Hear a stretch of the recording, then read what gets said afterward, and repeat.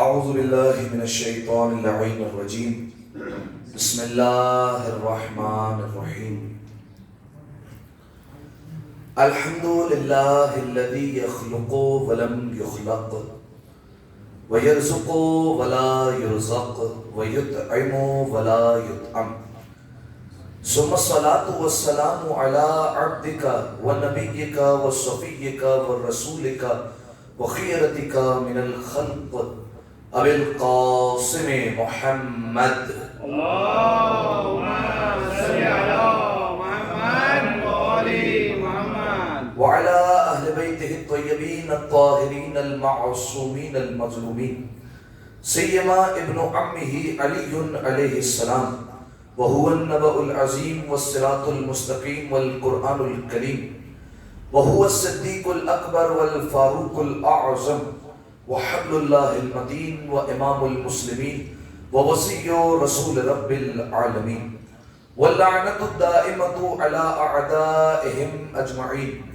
اما بعد فقد قال اللہ سبحانہ وتعالی فی محکم کتابہ المبین بسم اللہ الرحمن الرحیم وتزودوا فإن خیر الزاد التقوی صلوات علی محمد وآل محمد اللهم صل على محمد وآل محمد تمام تر تعریفیں اس وحدہ لا شریک کے لیے جو لائق تعریف ہے، جو لائق حمد و ثنا ہے، جس نے ایک بار پھر ہمیں روز جمعہ دیکھنا نصیب فرمایا، اور تمام تر شکر بھی اسی کی بارگاہ میں کہ جس نے نماز جمعہ جیسی سعادت سے ہمیں ایک بار پھر ہمکنار فرمایا۔ سامعین محترم، خطبہ حمام یا خطبہ متقین کے ذیل میں ہماری گفتگو جاری و ساری تھی، اور اس عنوان کو بیان کرنے کے لیے آپ کے سامنے قرآن مجید سے مختلف آیات کو پیش کیا گیا۔ ایک آیت پیش کی آپ کے سامنے، اِنَّا أَكْرَمَكُمْ عِنْدَ اللَّهِ أَتْقَاكُمْ، کہ بے شک تم میں اللہ کے نزدیک سب سے زیادہ عزت دار وہی ہے جو سب سے زیادہ تقوی اختیار کیے ہوئے ہے، جو اس کے پاس سب سے زیادہ تقوی ہے وہ پروردگار عالم کی بارگاہ میں اتنا زیادہ عزت دار ہے۔ ایک آیت یہ پیش کی۔ اس کے علاوہ ماہ رمضان المبارک میں ایک آیت پیش کی مسلسل، یا ایھا الذین آمنوا کتب علیکم الصیام، اے ایمان والو تم پر روزے لکھ دیے گئے ہیں، فرض کر دیے گئے ہیں، واجب کر دیے گئے ہیں، کما کتب علی الذین من قبلکم، بالکل ویسے ہی جیسے تم سے پچھلے والوں پر بھی فرض کیے گئے تھے۔ کیوں؟ مقصد کیا تھا؟ ہدف کیا تھا؟ لعلکم تتقون، شاید کہ تم متقی بن جاؤ۔ دو آیتیں۔ تیسری ایک اور آیت پیش کی تھی سورہ مبارکہ بقرہ کی پہلی آیت، الف لام میم ذالک الکتاب لا ریب فیہ ھدی للمتقین، کہ یہ وہ کتاب ہے قرآن کہ جس میں کسی قسم کے شک و شبے کی گنجائش نہیں، اس میں ایسے ہی بات کوئی نہیں کہ جس پر آپ کہیں کہ یار یہ بات پتہ نہیں صحیح ہے یا صحیح نہیں ہے، ایسی کوئی بات نہیں جس میں شک و شبہ پایا جاتا ہو۔ فرمایا یہ کتاب شک و شبہات سے جو ہے وہ پاک ہے، شکوک و شبہات سے منزہ ہے۔ ھدی للمتقین، یہ کتاب ہدایت تو کرتی ہے لیکن ان لوگوں کو ہدایت کرتی ہے جو صاحبان تقویٰ ہیں، جو تقوی کی منزل میں آ چکے ہیں۔ یہ مسلسل آیتیں آپ کے سامنے پیش کی جا رہی تھی خطبہ حمام کو بیان کرنے کے لیے۔ آج ایک اور آیت میں نے آپ کے سامنے پیش کی جس کا تعلق ہے سورہ مبارکہ بقرہ سے، آیت کا نشان ہے 197۔ اس میں پروردگار عالم ارشاد فرماتا ہے وَتَزَوَّدُوا۔ اچھا دیکھیے یہ آیت جو ہے یہ تعلق رکھتی ہے اصل میں حج کی مناسبت سے، صحیح؟ اس میں پروردگار عالم ارشاد فرماتا ہے وَتَزَوَّدُوا، اپنا سامان سفر باندھو، زاد راہ کو تیار کرو۔ دیکھیے جب بھی انسان کسی بھی سفر پہ جاتا ہے تو وہ پہلے سامان باندھتا ہے، دیکھتا ہے اس کو سفر میں کون کون سی چیزیں ضرورت جو ہے وہ پیش آنے والی ہے، کن کن چیزوں کے لیے، وہ ان چیزوں کو اپنے اپنے سامان میں رکھتا ہے۔ پروردگار عالم بھی کہہ رہا ہے وَتَزَوَّدُوا، اپنے سامان کو باندھو، سامان سفر تیار کرو، تم حج پر جا رہے ہو، سامان لانا ضروری ہے، سامان لے کر آؤ۔ فَإِنَّ خَيْرَ الزَّادِ التَّقْوَىٰ، لیکن یاد رہے بس بے شک جو بہترین سامان سفر ہے حج کے لیے وہ تقویٰ ہے۔ صحیح، حج پر آ رہے ہو لیکن بہترین جو سامان سفر جو تمہارے پاس ہونا چاہیے، جو لازمی ہے وہ تقویٰ ہے، وہ ہونا چاہیے، کیونکہ پروردگار عالم ایک اور موقع پہ قرآن مجید میں کہہ چکا ہے کہ اعمال جو قبول ہوتے ہیں وہ متقین سے ہی ہوتے ہیں۔ صحیح ہے، صرف اور صرف جو اعمال قبول کیے جاتے ہیں وہ انہی لوگوں کے کیے جاتے ہیں جو متقی ہیں۔ تو اب اگر حج پر جا رہے ہو اور چاہتے ہو کہ تمہارا حج قبول ہو جائے تو پھر تمہیں ساتھ میں تقویٰ لانا ضروری ہے۔ تقویٰ لے کر آؤ گے تو تمہارا حج قبول ہونے والا ہے. لہذا سامعین محترم مفسرین نے اس بات کو لکھا کہ حج تو ایک محدود سفر ہے. آپ دیکھیے انسان اگر آج کے زمانے میں حج پر جاتا ہے تو کتنے دنوں کے لیے جاتا ہے؟ آپ جا رہے ہیں ماشاءاللہ 15 دن کے لیے جاتا ہے, 20 دن کے لیے جاتا ہے. زیادہ سے زیادہ جو سفر ہوتے ہیں 40 دن کا ہوتا ہے, 35 دن کا ہوتا ہے. اسی طریقے سے جو ہے وہ سفر پر وہ جاتا ہے. فرمایا مفسرین لکھتے ہیں کہ یہ تو محدود سفر ہے, یعنی کم دنوں کا سفر ہے. جب اس میں پروردگار عالم کہہ رہے ہیں کہ بہترین سامان سفر جو ہے وہ تقویٰ ہے, تو پھر آخرت کا سفر تو لامحدود ہے, وہ تو رکنے والا ہی سفر نہیں ہے, اس میں تو منزلیں ہی منزلیں ہیں, دشواریاں ہی دشواریاں ہیں. تو پھر کوئی ایسا سامان ہونا چاہیے کہ جو ہر مقام پر کام آئے. تو فرمایا بہترین سامان سفر تقویٰ ہی ہے. لہذا سامعین محترم سفر آخرت جو لامحدود سفر ہے, کل کی تقریر سے میں نے اپنا جو ہے وہ آج کا موضوع جوڑ دیا کہ جو بہترین چیز کام آنے والی ہے وہ ہے تقویٰ. صحیح, یہ ہر جگہ پر کام آنے والی نیکی ہے. تو سامعین محترم اب تقویٰ کسے کہتے ہیں؟ آپ کی خدمت میں بیان کر چکا ہوں کہ تقوی کا جو بنیادی درجہ ہے, جو سب سے جس کو ہم کہتے ہیں لیسٹ یا لویسٹ جو اسٹیپ ہے تقوی کا, وہ کیا ہے کہ واجبات پر عمل کرنا اور حرام سے اپنے آپ کو بچانا. یہ تقوی کا بنیادی درجہ ہے. تو اگر کوئی ایسا شخص ہو جو اس طریقے سے تقوی پر عمل کرتا ہو, یعنی واجبات کو انجام بھی دیتا ہے, محرمات سے پرہیز بھی کرتا ہے, تو کیا وہ یہ کہہ سکتا ہے کہ میں سب سے بڑا متقی ہوں؟ کیا وہ یہ کہہ سکتا ہے؟ نہیں, وہ نہیں کہہ سکتا. کیوں؟ ہم اس کو جواب دیں گے بھائی یہ تو آپ ابھی پہلے زینے پر پہنچے, ابھی تو آپ نے پہلی سیڑھی پر قدم رکھا ہے, یہاں سے تو تقویٰ شروع ہو رہا ہے, ابھی تو نہ جانے منزلیں کتنی ہیں. قرآن نے متقی کی کتنی صفتیں بیان فرمائی ہے, پھر ائمہ معصومین علیہ السلام نے کتنی صفتیں بیان فرمائی ہے, رسول اللہ نے متقی کے بارے میں بتایا کہ متقی کون ہوتا ہے, پھر امیر المومنین نے خود نہج البلاغہ میں ایک ہی خطبے میں 110 صفتیں بیان فرما دی ہے. تو متقی کی تو بہت ساری صفتیں ہوتی ہے, ابھی تو آپ پہلے زینے پر کھڑے ہوئے ہیں. تو سامعین محترم خطبہ حمام وہ خطبہ جس میں مولانا کتنی صفتیں بیان کی ہیں؟ 110. فی البدی مولانا نے 110 صفتیں بیان کی. اس کو خطبہ حمام کیوں کہتے ہیں؟ پوچھنے والا حمام ہے. خطبہ متقین کیوں کہتے ہیں؟ کیونکہ متقی کی صفات اس میں بیان ہوئی, لہٰذا اس خطبے کے دو نام ہیں. تو حمام نے جب مولا سے پوچھا تو مولا نے پہلے جواب دینے سے گریز کیا, کہا حمام بس اچھے کام کرو اور اللہ سے ڈرو. تو حمام نے کہا مولا تسلی نہیں ہو رہی, ذرا ایک ایسا جواب دیں کہ آپ بیان کریں اور میں اپنے سامنے متقی کو مجسم ہوتا دیکھتا جاؤں. تو اب مولا نے فی البدی 110 صفتیں بیان کرنا شروع کی, اور اس میں سے ہم نے اب تک کتنی بیان کی ہے؟ جواب تو آ گیا لیکن الگ لگا رہے ہیں. 52 52 صفتیں جو ہے وہ اب تک بیان کی جا چکی. دیکھیے پہلا سوال آسان ہوتا ہے کہ کتنی صفتیں کل ہیں, تو وہ سب بولتے ہیں 110. دوسرا سوال مشکل ہوتا ہے میں نے کتنی بیان کی, اس میں 52 53 54 اس طریقے سے جو ہے وہ چلتا رہتا ہے. ایک دو سوال پڑھیں گے وہاں سے محمد و آل محمد. اب تک ہم نے 52 صفتیں بیان جو ہے وہ کر لی. اب تیسرا سوال تھوڑا سا اور مشکل کرتے ہیں. آخری صفت بتائیے کون سی صفت بیان کی تھی؟ حرام کی طرف نہیں, حرام کی طرف نہیں, وہ تو نہیں, یہ بیان نہیں کی تھی, وہ بہت پرانی ہو گئی, بہت پہلے بیان کی تھی.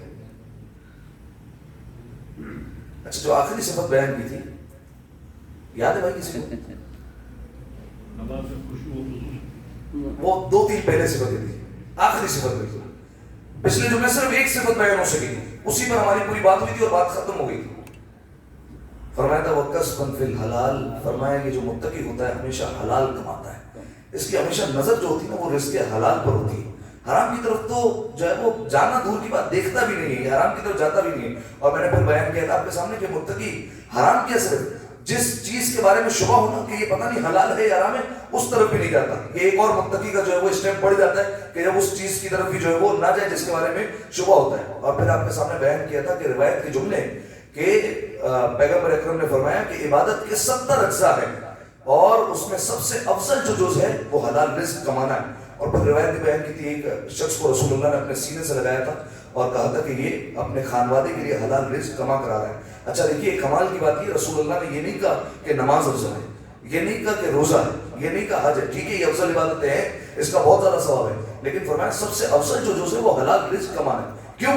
فرمایا اس کی مثال ایسی ہے کہ اگر حلال رزق نہیں ہے اور ساری عبادتیں ہیں, نماز بھی ہے, روزہ بھی ہے, زکوٰۃ بھی ہے, خمس بھی ہے, ساری عبادتیں کر رہا ہے, صرف حلال رزق ہی نہیں ہے, تو فرمایا اس کی مثال ایسی ہے کہ اس نے عمارت تو بنا لی ہے لیکن جو بنیاد ہے وہ ریت کی ہے. یعنی ایک ہوا آئے گی تو ساری کی ساری عمارت کو جو ہے وہ اپنے ساتھ لے کر چلی جائے گی. تو حلال رزق جو ہے وہ اتنا اہم ہے. پھر میں نے آپ کو بتایا تھا کہ کچھ بیچارے کچھ نادان ایسے بھی ہوتے ہیں جو کماتے تو حلال ہیں لیکن پھر حرام کر دیتے ہیں. صحیح ہے, یعنی آپ مثال لے لیجیے, ایک بندہ ہے جو پورے سال کماتا ہے یعنی روزانہ صبح 7:30 بجے جو ہے وہ جاب پر جا رہا ہے, رات کو 9:30-10 بجے واپس آتا ہے. یہ کتنا محنتی بندہ ہے, اور اپنے خانوادے کو حرام سے بچا رہا ہے, افضل ترین عبادت کر رہا ہے. صحیح ہے, روزانہ جا رہا ہے, اب پورے سال ایسے ہی عبادت کرتا ہے, لیکن حرام کیسے کر دیتا ہے؟ خمس نہیں دیا. ایک دن آتا ہے سال میں, اہل بیت علیہ السلام کا حق نہیں دیا, اب فرمایا سارا جو استعمال کرے گا وہ حرام کرے گا. اگرچہ سارا جو ہے وہ سال اس نے حلال کروایا ہے, اتنی محنت لگائی, اتنا جو ہے وہ اس نے پسینہ بہایا, جو کچھ کیا, لیکن ایک جو ہے وہ لمحے میں اس نے سارا کا سارا حرام کر دیا. اور حرام کیوں ہو جاتا ہے سارا کا سارا, وہ میں نے آپ کو مثال کے ذریعے سے سمجھا دیا تھا کہ ہر پائی میں, ہر پیسے میں, ہر روپے میں, ہر ڈالر میں, ہر درہم میں, ہر دینار میں اہل بیت علیہ السلام کا حق پایا جاتا ہے, سادات کا حق پایا جاتا ہے. تو جب ان کا حق پایا جاتا ہے اور پھر آپ تصرف کر رہے ہیں تو پھر یہ حرام تصرف کہلائے گا, اور پھر یہ حرام جو ہے وہ شمار ہو جائے گا. اور آپ کو بتایا تھا کہ اس سے بڑھ کر کیا بات ہو کہ جس کا مال حرام ہوتا ہے تو پھر جو ہے وہ نسل پاک نہیں ہو سکتی. ایک دفعہ صلوات پڑھیں مل کر باواز, اللہم صلی علی محمد وطلبا فی حلال. فرمایا یہ طلب کرتا ہے تو پھر صرف حلال کو کرتا ہے. اگلی صفت جو 53ویں صفت ہے 53, وَنَشَاطًا فِي هُدًى. فرمایا یہ ہدایت کا طلبگار ہوتا ہے. جب اس کو کوئی ہدایت کرتا ہے نا تو اسے خوشی محسوس ہوتی ہے. اچھا دیکھیے, ہم نے بعض لوگ ایسے دیکھے ہیں کہ اگر بالفرض ہم ان کو ہدایت کریں, ان کو کوئی نصیحت کی بات کریں کہ دیکھیں آپ نے یہ کام غلط کیا, یا آپ کو بالفرض ایسا کام کرنا چاہیے, تو غصہ ہو جاتے ہیں. صحیح, اور کہتے ہیں کہ آپ ہمیں نصیحت کیوں کر رہے ہیں, اور طرح طرح کی باتیں جو ہے وہ سامنے آتی ہیں. روایت کے جملے ہیں, امیر المومنین کی حدیث ہے, من خالف النصح فہلک. جس نے نصیحت کی خلاف ورزی کر دی نا, اگر اس کو کوئی نصیحت کرے, اس کو کوئی ہدایت کرے, صحیح نصیحت کر رہا ہے, جیسے نصیحت کی اور اس نے خلاف ورزی کر دی, امیر المومنین نے فرمایا فہلک, ہلاک ہو گیا. صحیح, اگر اس نے نصیحت کو ہی نہ مانا, صحیح, اگر وہ کسی اور کی بات کو توجہ ہی نہیں دیتا تو پھر وہ ہلاک ہونے والوں میں شمار ہو جائے گا. لہٰذا امیر المومنین نے فرمایا متقی ایسا نہیں ہوتا ہے کہ وہ ہدایت کو جو ہے وہ طلب نہیں کرے, سب کو انکار کرتا رہے. فرمایا وہ تو ہدایت کو طلب کرنے والا ہوتا ہے, وہ تو چاہتا ہے کہ اس کی کوئی اصلاح کرے, اس کو کوئی جو ہے وہ کوئی نقطہ بتا دیا جائے تاکہ وہ اپنے آپ کو مزید بہتر سے بہتر بناتا جائے. ایک دفعہ صلوات پڑھیں مل کر باواز, اللہم صلی علی محمد وآلہ. امیر المومنین ہی کا فرمان ہے. فرمایا اگر کوئی تمہیں نصیحت کرے نا, اسمعوا النصیحۃ ممن اہداها الیکم. فرمایا جو کوئی تمہیں نصیحت کر رہا ہے, کوئی تمہاری ہدایت کر رہا ہے, تو فرمایا اس کی نصیحت کو سنو. اعقلوها, پھر اس نصیحت پر صرف سننا نہیں ہے, فرمایا اس پر غور و فکر کرو کہ وہ کہہ کر کیا کیا ہے. پھر اس کے بعد کہا اس کو اپنے آپ پر جاری بھی کرو, یعنی اس کو عمل میں بھی لے کر آؤ کہ اس نے تمہیں کیا کہا ہے, اس نے جو تمہیں بات کی ہے وہ اپنے اوپر جاری بھی کرو, اس پر عمل بھی کرنا ہے. لیکن سامعین محترم دیکھیے, یہ جو میں بات کہہ رہا ہوں کہ نصیحت کا انکار نہیں کرنا چاہیے, نصیحت کو قبول کرنا چاہیے, بہت زیادہ فائدے, بلکہ 5 امام کا یہاں تک فرمان ملتا ہے. فرمایا جو کوئی نصیحت کر کے چاہے تمہیں رلا دے, فرمایا اس کی پیروی کر لو. فرمایا لیکن ایسا شخص جو تمہیں ہنساتا ہے لیکن وہ دھوکہ دیتا ہے تو پھر اس کی پیروی نہیں کرنا. دھوکہ دینے سے مراد کیا ہے؟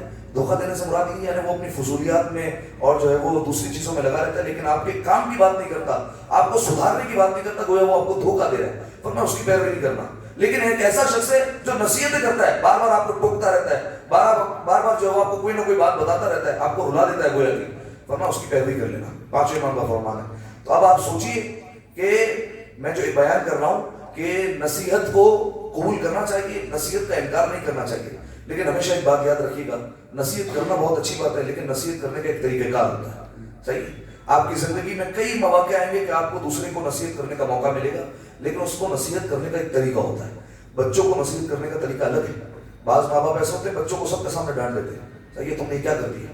صحیح ہے, بالفرض دوسرے کا بچہ کلاس میں فرسٹ آ گیا, آپ کے بچے کے جو ہے وہ بالفرض اتنے اچھے مارکس نہیں آئے, آپ نے جو ہے اس کو سب کے سامنے ڈانٹ دیا, وہ دیکھو تمہارے ساتھ پڑھتا ہے جو ہے وہ فرسٹ آ گیا, آپ نے اس کا مورال ہی ڈاؤن کر دیا. نہیں, یہ نصیحت کا طریقہ نہیں, غلط ہے طریقہ کا. صحیح, اس کی جو ہے وہ مذمت کی گئی, اس طریقے سے نصیحت نہیں ہوتی. تو بعض دفعہ آپ بچوں کو نصیحت کرتے ہیں, بعض دفعہ آپ کو موقع ملے گا کہ آپ دوستوں کو نصیحت کریں گے, اس کو جو ہے وہ نصیحت کرنے کا الگ طریقہ ہے. بعض دفعہ ایسا ہوگا کہ آپ کو بڑوں کو نصیحت کرنے کا موقع ملے گا. یہ مرحلہ بڑا سخت ہوتا ہے کہ ماں باپ کو نصیحت کرنی ہے, کسی بزرگ کو نصیحت کرنی ہے, تو پھر وہاں پر آپ کو دیکھنا پڑے گا کہ آپ نے نصیحت کرنی کیسے. اچھا دیکھیے, بعض اوقات جو طریقہ کار بیان کیا گیا ہے نا روایت میں کہ کس طریقے سے نصیحت کی جائے, تو اگر کسی کو نصیحت کرنی ہے تو الگ سے لے جا کر نصیحت کی جائے, جو روایت میں طریقہ بیان ہو گیا. سب کے سامنے نصیحت نہیں کی جائے. آپ دیکھیے, الگ سے آپ اس کو نصیحت کریں گے نا تو آپ کی بات کو مان لے گا. آپ اگر اس کو سب کے سامنے نصیحت کریں گے نا وہ بات پر اکڑ جائے گا، صحیح اڑ جائے گا کہ میں نے جو بات کی وہی صحیح ہے، صحیح ایسا ہوگا، تجربہ آپ نے شاید کیا ہو، کبھی آپ نے ایسا دیکھا بھی ہو، الگ سے لے جا کر بولیں، پیار سے سمجھیں، وہ مان جائے گا آپ کی بات، لیکن آپ سب کے سامنے وہی بات بول دیں 10 بندوں کے بیچ میں، وہ آپ کی بات نہیں مانے گا کبھی بھی، بلکہ آپ کے خلاف اپنے دل میں نفرت بٹھا لے گا۔ وجہ کیا ہے؟ وجہ ہے 11ویں امام نے ایک حدیث میں بیان فرمائی، 11ویں امام امام حسن عسکری علیہ الصلوۃ والسلام،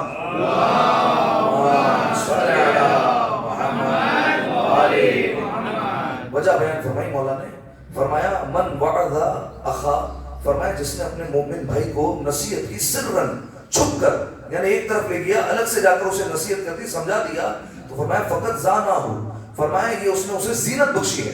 صحیح، اب اگر آپ سوچئے کوئی آپ کو زینت بخشے، کوئی آپ کو اچھے طریقے سے سمجھائے تو آپ اس کی بات مانیں گے، لیکن من وعظ اخاہ، اور جس نے اپنے بھائی کو نصیحت کی علانیتاً، سب کے سامنے، فقط شان ہو، تو پھر اس نے اس کو ذلیل و رسوا کر دیا۔ جب آپ کسی کو ذلیل و رسوا کریں گے تو آپ کی بات کیوں مانے گا؟ وہ جو ہے وہ سامنے سے آپ کو اکڑ ہی دکھائے گا، اڑ کر بات کرے گا ہمیشہ۔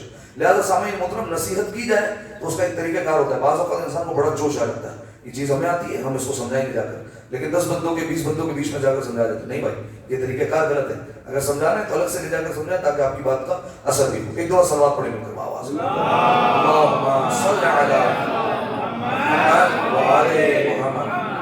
تو 53ویں صفت ہو گئی وہ نشاطاً فی ہدن، کہ متقی وہ ہوتا ہے جو ہدایت کا طلبگار ہوتا ہے، ایسے ہدایت کرتے خوشی محسوس کرتا ہے کہ ہاں یہ سامنے والا مجھے نصیحت کر رہا ہے، مجھے سدھارنے کی سوچ رہا ہے، اسے خوشی محسوس ہوتی ہے، کبھی بھی جو ہے وہ سامنے سے نصیحت کا انکار نہیں کرے گا۔ اگلی صفت وَتَحَرُّجًا عَن طَمَعٍ، فرمایا تم دیکھو گے کہ یہ لالچ سے تو ہمیشہ دور دور رہیں گے، لالچ سے ہمیشہ نفرت کرتے ہوئے نظر آئیں گے، لالچ سے بے تعلق ہی کریں گے۔ سوال، لالچ اچھی چیز ہے یا بری چیز ہے؟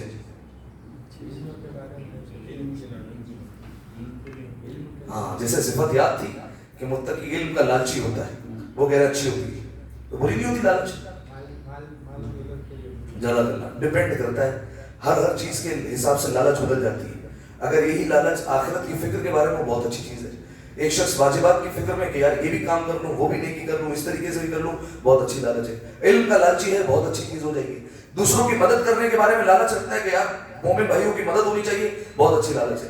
لیکن اگر یہی لالچ جو ہے وہ بدل جائے، یعنی مال و دولت کے بارے میں آ جائے، اقتدار کے بارے میں آ جائے، عہدے کے بارے میں آ جائے، تو پھر یہ لالچ بری ہو جائے گی۔ تو لالچ اچھی بھی ہو سکتی ہے، لالچ بری بھی ہو سکتی ہے، اب انسان کے اوپر اختیار ہے کہ وہ کون سی لالچ کو اپناتا ہے اور کس لالچ کو چنتا ہے، ٹھیک ہے؟ بعض لالچ ایسی ہوگی جو آخرت سنوار دے گی، بعض لالچ ایسی ہوگی جو آخرت کو بگاڑ کر رکھ دے گی۔ تو مال و دولت کی لالچ وہ ہے جس کی روایت میں مذمت کی گئی۔ امیر المومنین نے یہی بیان فرمایا، فرمایا متقی جو ہوگا وہ لالچ سے نفرت کرتا ہوگا، دور بھاگتا ہوگا، تم دیکھو کہ بے تعلق ہی کرے گا، کہ لالچ سے اس کا کوئی تعلق ہی نہیں ہے۔ روایت کا مفہوم بیان کروں، جو یعنی یہ جو مال و دولت والی لالچ ہے، فرمایا یہ جو لالچی انسان ہوتا ہے نا، یہ ذلیل و خوار ہوتا ہے۔ اچھا دیکھیے، بیان کرنے والے امیر المومنین، یہ وہ ہے جن کی تلوار بھی مستقبل دیکھتی ہے، یہ امیر کائنات وہ ہے جن کی نگاہیں قیامت تک ہوتی ہے۔ امیر المومنین نے فرمایا جو لالچ کرنے والا ہے نا وہ ذلیل و خوار ہوگا۔ ایک بات، ایک اور روایت میں بیان فرمایا کہ جو لالچ کرنے والا ہے وہ بعض اوقات ایسی نوبت آ جائے گی کہ وہ قتل کرنے پر بھی آمادہ ہو جائے گا۔ ایسی روایتیں موجود ہیں، میں آپ کے سامنے روایت رکھتا ہوں۔ اچھا دیکھیے، کوئی مثال دے سکتا ہے کہ قتل کرنے پر آمادہ ہو جائے؟ جودہ بنت اشعث، امام حسن علیہ السلام کو زہر دیا یزید سے شادی کی لالچ میں اور درہم و دینار کی لالچ میں۔ اسی طریقے سے عبد الرحمن ابن ملجم، ایک عورت کے چکر میں آ کر اس عورت نے مہر کیا رکھا کہ علی کا سر لے کر آؤ، اس نے جو ہے وہ امیر المومنین کے سر پر ضربت مار دی لالچ کے اس میں، ٹھیک ہے؟ تو بعض اوقات لالچ کا اتنا بدترین درجہ آ جاتا ہے کہ انسان معصوم کو قتل کرنے سے بھی نعوذ باللہ جو ہے وہ گریز نہیں کرتا۔ تو یہ لالچ اتنی بری چیز ہے۔ اب میں آپ کے سامنے ایک روایت رکھتا ہوں، اس روایت کو سنیے اور دیکھیے کیا لالچ نے کیا کیا کروایا ہے، ٹھیک ہے؟ جناب عیسیٰ علیہ السلام، ان کے دور کی روایت، ایک سیاح آیا، سیاح سمجھتے ہیں؟ سیاح سمجھتے ہیں یعنی ٹورسٹ، گھومنے پھرنے کے لیے آیا جناب عیسیٰ علیہ السلام کے علاقے میں۔ تو جناب عیسیٰ علیہ السلام کے ساتھ سفر کر رہا تھا، ایک مقام پر دونوں ساتھ جا رہے تھے، جناب عیسیٰ علیہ السلام اور وہ۔ تو راستے میں جناب عیسیٰ علیہ السلام اور اس شخص کو دونوں کو بھوک لگی، تو جناب عیسیٰ علیہ السلام نے کہا ایک کام کرو، تم جا کر جو ہے وہ روٹی کا بندوبست کرو شہر میں جا کر اور روٹی لے کر آؤ، میں جب تک عبادت کر لیتا ہوں۔ اس نے کہا ٹھیک ہے، وہ گیا اور جناب عیسیٰ علیہ السلام عبادت میں مصروف ہو گئے اور اپنی نمازیں پڑھنے لگے۔ جب واپس آیا تو دیکھا جناب عیسیٰ علیہ السلام اتنی دیر بعد بھی جو ہے وہ عبادت میں لگے ہوئے اور نماز پڑھ رہے ہیں۔ تو وہ بیچارہ بیٹھا رہا اور جو ہے وہ انتظار کرتا رہا کہ کب جو ہے وہ نماز ختم ہوگی، انتظار کرتا رہا، لیکن خیر نبی خدا کی نماز تھی، وہ جو ہے وہ نماز میں دور ہوتا جا رہا ہے، عبادت جو ہے وہ لمبی ہوتی جا رہی ہے، وہ پریشان ہو گیا۔ اب وہ 3 روٹی لے کر آیا تھا، تو اس نے ایک روٹی اٹھا کر جو ہے وہ کھا لی. اب جو ہے وہ جناب عیسیٰ علیہ السلام کی جب نماز ختم ہوئی تو جناب عیسیٰ علیہ السلام نے ایک روٹی کھائی اور ایک روٹی بعد میں اس نے کھائی. تو جناب عیسیٰ علیہ السلام نے کہا کتنی روٹی لائے تھے؟ کہا 2. تو جناب عیسیٰ علیہ السلام نے کہا نہیں لائے تو 3 تھے. کہا نہیں نبی خدا لایا 2 تھا. کہا اچھا آگے چلے. جب سفر میں آگے چلنے لگے تو جناب عیسیٰ علیہ السلام نے کئی معجزات دکھائے. ہرن کے بچے کو زندہ کیا اور نہ جانا کون کون سے جناب عیسیٰ علیہ السلام معجزات دکھاتے رہے. ہر معجزے کے بعد جناب عیسیٰ علیہ السلام پوچھتے رہے روٹیاں کتنی تھی؟ کہا کہ نبی خدا تھی تو 2. جناب عیسیٰ علیہ السلام نے کہا نہیں 3 تھی. اب ایک موقع وہ آیا کہ راستے سے 3 سونے کی اینٹیں مل گئی. ٹھیک ہے، 3 سونے کی اینٹیں ہاتھ لگ گئی. تو اب جناب عیسیٰ علیہ السلام نے کہا ایک جو ہے وہ میری ہو گئی کیونکہ ایک میں نے روٹی کھائی تھی، ایک ہو گئی تمہاری کیونکہ تم نے جو ہے وہ ایک روٹی کھائی. تو اب ایک یہ جو ہے وہ اس کی ہوگی جس نے تیسری روٹی کھائی ہے. تو اس نے کہا وہ تمہیں نے کھائی تھی.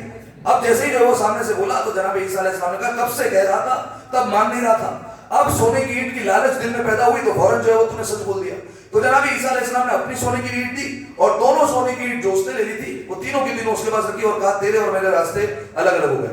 تو آپ نے غور کیا کہ ایک لالچ کی وجہ سے معصوم سے رشتہ بھی ٹوٹ گیا، دوسرا جھوٹ بھی بولتا رہا تھا پہلے تک. اب جو ہے وہ جناب عیسیٰ علیہ السلام اپنے راستے ہو گئے. 3 اور دوست آئے، انہوں نے دیکھا کہ اس شخص کے پاس 3 سونے کی اینٹیں. تو اب جو ہے وہ ان تینوں نے مل کر اس کا قتل کر دیا، اسے مار دیا. اور 3 سونے کی جو اینٹیں تھی وہ آپس میں ایک ایک کر کے بانٹ لی، ایک اس کی اور ایک جو ہے وہ تیسرے شخص کی ہوئی. جب 3 سونے کی اینٹیں بٹ گئی تو اب جو ہے وہ تینوں نے کہا کہ اب جو ہے وہ ہم تو بہت امیر ہو گئے، تو اب جو ہے وہ آج کچھ رچ کر کھاتے پیتے ہیں، تو ذرا جاؤ. ایک شخص کو بولا کہ تم شہر سے کھانے پینے کا سامان لے کر آؤ اور ہم جو ہے وہ ہماری زبان میں پارٹی کرتے ہیں، جاؤ لے کر آؤ. اب اس شخص کو بھیج دیا. اب جو ہے وہ تینوں سونے کی اینٹیں یہیں پر. وہ شخص گیا، اس کے دل میں لالچ پیدا ہوئی، اس نے کھانے میں زہر ملا دیا کہ ان دونوں کو مار دوں گا تو یہ دونوں سونے کی اینٹیں میری ہو جائے گی. اور ان دونوں نے یہاں پر منصوبہ بنا لیا کہ یہ جیسے ہی آئے گا تو اسے ہم قتل کر دیں گے تاکہ اس کے سونے کی اینٹ بھی جو ہے وہ ہمارے پاس آ جائے. تو اب جیسے ہی آیا تو ان دونوں نے جو ہے وہ حملہ کر دیا اور اسے قتل کر دیا. اور پھر بعد میں جب وہ دونوں کھانا کھانے کے لیے بیٹھے تو وہ دونوں بھی مر گئے. تو اب جو ہے وہ سارے کے سارے مر گئے. 4 کے 4 جنازے پڑے ہوئے تھے وہاں پر اور 3 سونے کی اینٹیں ویسے ہی پڑی تھی. جناب عیسیٰ علیہ السلام کا پھر گزر ہوا.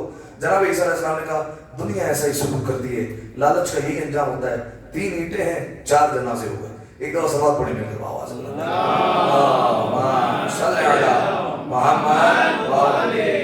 تو ایک لالچ کی وجہ سے جھوٹ بولا، معصوم کا ساتھ چھوٹا، قتل ہوا، دھوکہ دیا. یہ سارے کے سارے گناہ ایک لالچ کی وجہ سے جو ہے وہ انسان کرتا رہتا ہے. ٹھیک ہے سامعین محترم. تو اب اچھا ایک بات میں نے آپ کو بیان فرمایا، ایک اچھی لالچ بھی بری لالچ بھی. تو اب یہ جو بری لالچ ہے اس کا کوئی علاج ہے؟ اگر خدا نہ خواستہ کسی انسان میں پیدا ہو جائے تو کوئی علاج ہے کہ کسی طریقے سے اس لالچ کو انسان دور کرے اپنے آپ سے؟ دیکھیے ہر برائی کا علاج تو ہوتا ہے. ایسا نہیں کہ کوئی ایسی روحانی بیماری ہو جس کا علاج نہ ہو. ہر بیماری کا علاج ہے، حسد کا بھی علاج ہے، غیبت کا بھی علاج ہے، ہر چیز کا علاج ملے گا. اس کا کوئی علاج ہے؟ موت نظر موت سامنے رکھیں گا تو. اچھا ایک نقطہ یہ بھی بیان کیا کہ اپنی موت کو یاد کرے. اور صبر بھی ہو سکتا ہے. اور کوئی ایک جو علماء نے بہت زیادہ بیان کیا، فرمایا اللہ پر توکل. جسے خدا پر بھروسہ ہوتا ہے وہ لالچ نہیں کرے گا کبھی بھی. صحیح، یعنی اسے پروردگار عالم پر بھروسہ ہو کہ اس کا رزق مقرر ہے، پروردگار عالم دے گا تو پھر وہ کبھی لالچ کے قریب نہیں آئے گا. اور ایک اور قناعت، یعنی جو پروردگار عالم نے دے دیا اس پر راضی رہنا سیکھیں کہ پروردگار عالم نے یہ میرے حصے میں رکھا ہے، اسی پر راضی رہے. اسی کو جو ہے وہ قناعت کہا جاتا ہے. تو یہ قناعت لالچ کا جو ہے وہ علاج کہلاتا ہے. ایک اور صلوات پڑھیں مل کر آواز صلی علی محمد وآل محمد. ایک اور صفت بیان کرتے تھے، 55ویں صفت جو مولا نے بیان فرمائی متقی کی، فرمائی یعمل الاعمال الصالحۃ وهو علی وجل. سبحان اللہ. یہ پہلے اس پر اشارہ جو ہے وہ ہو چکا ہے. فرمایا جو متقی ہوتا ہے وہ نیک کام انجام دیتا ہے لیکن پھر بھی ڈرتا رہتا ہے. پہلے اشارہ ہو چکا ہے. کیوں ڈرتا ہے بھائی؟ اچھا اور کوئی نیک کام انجام دے رہا ہے، چھوٹی سی چھوٹی نیکی چھوڑے گا نہیں، انجام سب دے گا، پھر بھی ڈرے گا. ایک تو کم ہے اور کہ کہیں پروردگار عالم کی بارگاہ میں اور کم نہ پڑ جائے. اور اس کو سنبھالنا کام ہے. ہاں یہ آیا نقطہ. نیکی کرنا آسان ہے، اسے بچانا مشکل ہے. صحیح، انسان نیکی کر دیتا ہے. کل مثال دی تھی نا، بانڈ لگ گیا تھا بندے کا $1,00,000 کا، $10,000 جا کے مسجد میں دے کر آیا تھا. لیکن اس کے بعد تختی لگے گی نہیں لگے گی نام کی، پہلی صف میں جگہ ملے گی نہیں ملے گی. تو جو ہے وہ انسان نیکی تو کر لیتا ہے لیکن اس کو جو ہے وہ بچانا مشکل ہوتا ہے. مشہور و معروف روایت بھی ہے نا کہ رسول اللہ نے بیان فرمایا تھا جو ایک مرتبہ سبحان اللہ کہتا ہے تو اللہ اس کے لیے جنت میں ایک درخت لگا دیتا ہے. صحیح مشہور روایت ہے. تو پھر جو ہے وہ صحابی نے کہا تھا کہ یا رسول اللہ ہم تو ہر نماز کے بعد 33 مرتبہ سبحان اللہ کہتے ہیں تو مطلب 33 درخت روز لگ رہے ہیں. رسول اللہ نے کہا ہاں درخت تو جو ہے وہ لگ رہے ہیں لیکن جو ہے وہ خبردار کوئی ایسا کام نہ ہو کہ کوئی ایسی چنگاری نہ لگا تو جس کی وجہ سے وہ سارے درختوں کو جلا کر لے جائے. یعنی کوئی ایسا کام نہیں ہونا چاہیے کہ وہ سارے درختوں کو جلا دے, کوئی ایسا گناہ نہیں ہونا چاہیے جو وہ نیکی کو ضائع کرے. تو نیکی کرنا آسان, بچانا جو ہے وہ مشکل ہو جاتا ہے. اسی لیے جناب لقمان کی نصیحتیں میں نے ایک موقع پر پیش کی تھی آپ کے سامنے کہ جناب لقمان نے ایک نصیحت کی تھی اپنے بیٹے کو. کہا کیا نصیحت کی تھی کہ بیٹا اگر تمہارے نامہ اعمال میں ثقلین کے برابر یعنی دونوں جہان کے برابر بھی نیکیاں پائی جاتی ہے پھر بھی جو ہے وہ اللہ کے خوف سے بری ذمہ نہیں ہو جانا. اب تو کسی قسم کا ڈر ہی نہیں ہے, اب تو کوئی جو ہے وہ پرواہ ہی نہیں, دونوں جہان کی نیکیاں موجود ہیں. اور فرمایا اگر دونوں جہان کے گناہ بھی موجود ہے پھر بھی اللہ سے نا امید نہ ہونا کہ جو ہے وہ اگر بالفرض پروردگار عالم یہ اعلان کر دیں قیامت کے میدان میں کہ ایک شخص ہے جو جنت میں جائے گا باقی سارے کے سارے جہنم میں جائیں گے تو تمہیں امید ہونی چاہیے کہ وہ ایک میں ہی ہوں, مجھے ہی اللہ جنت میں دے گا. اور اگر یہ اعلان کر دیا جائے کہ سب کے سب جو ہے وہ بالفرض جنت میں جائیں گے ایک جہنم میں جائے گا تو تمہیں یہی ہونا چاہیے کہ وہ ایک میں ہی ہوں جو جہنم میں جانے والا ہے. یعنی امید بھی ہونی چاہیے اللہ سے, خوف بھی ہونا چاہیے. لہذا سامعین محترم نیکی کرنا آسان, نیکی کو بچانا مشکل ہوتا ہے. اور ایک وجہ جس سے نیکی ضائع ہو جاتی ہے وہ ہے گھمنڈ. صحیح, انسان اپنی عبادت پر گھمنڈ کر لیتا ہے. چھٹے امام کی مشہور معروف روایت, امام نے فرمایا دخل الرجلان فی المسجد, دو آدمی جو ہے وہ مسجد میں داخل ہوئے, ایک جو ہے وہ فاسق ہے دوسرا عابد ہے. صحیح, ایک عبادت گزار ہے ایک گنہگار ہے. لیکن امام نے فرمایا کچھ دیر گزری دونوں مسجد سے باہر آئے لیکن جو عابد تھا وہ فاسق ہو گیا, جو فاسق تھا وہ عابد نہیں صدیق ہو گیا. سپرلیٹو ڈگری, یعنی بہت جو ہے وہ پروردگار عالم کے قریب ہو گیا. کیوں؟ وجہ بیان فرمائی تھی میں نے. وجہ کیا ہے؟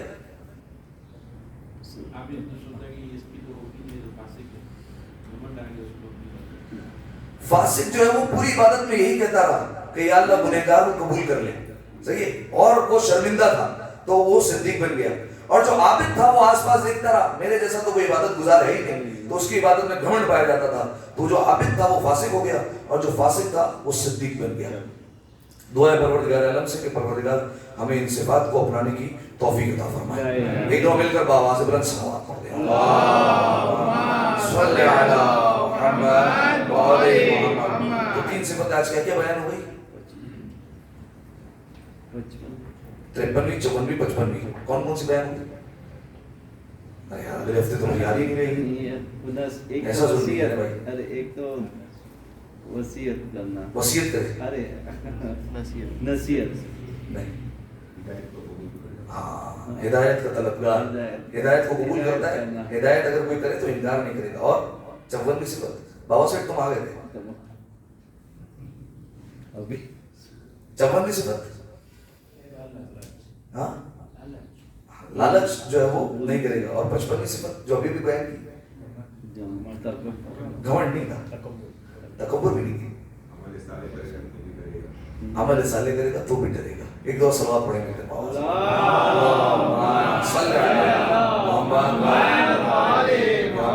ایک دو پھر صلوات پڑھیں بھائی.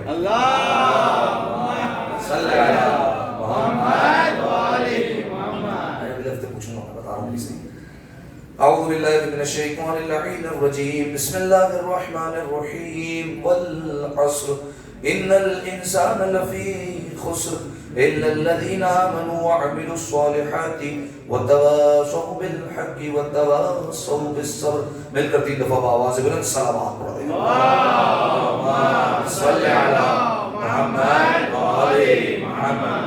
اللهم صل علی محمد وآل محمد. اللهم صل علی محمد وآل محمد. اعوذ باللہ من الشیطان اللعین الرجیم. بسم اللہ الرحمن الرحیم. الحمد للہ رب العالمین. اللہم لک الحمد بدیع السماوات والارض ذی الجلال والاکرام. رب الارباب والہ کل مخلوق وخالق کل مخلوق ووارث كل شيء ليس كمثله شيء وهو بكل شيء محيط. أنت الله لا إله إلا أنت الأحد المتوحد الفرد المتفرد. وأنت الله لا إله إلا أنت الكريم المتكرم.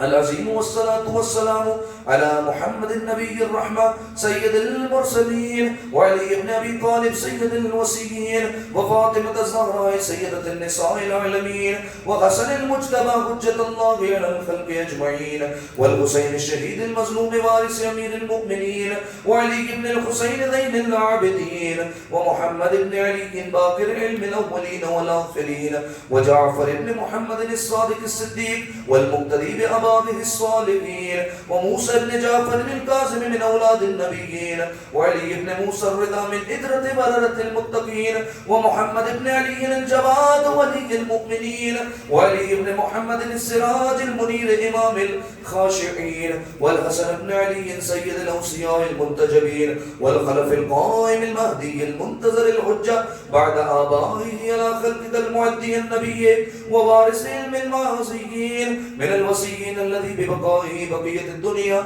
وبيمنه رزق الورى وبوجوده سبقت الأرض والسماء وبه يملأ الله الأرض قسطا وعدلا كما ملئت ظلما وجورا وعجل لنا اللهم ظهورا إنهم يرونه بعيدا ونراه قريبا برحمتك يا أرحم الراحمين اللهم افتح لي أبواب توبتك ورحمتك ورزقك الواسع إني إليك من الراغبين وأتمم لي نعمك إنك خير المنعمين اللهم اجعل بقية عمري في أداء فرض الجمعات والحج والعمرة ابتغاء وجهك يا رب العالمين وصلى الله على محمد وآله الطيبين الطاهرين والسلام عليه وعليهم.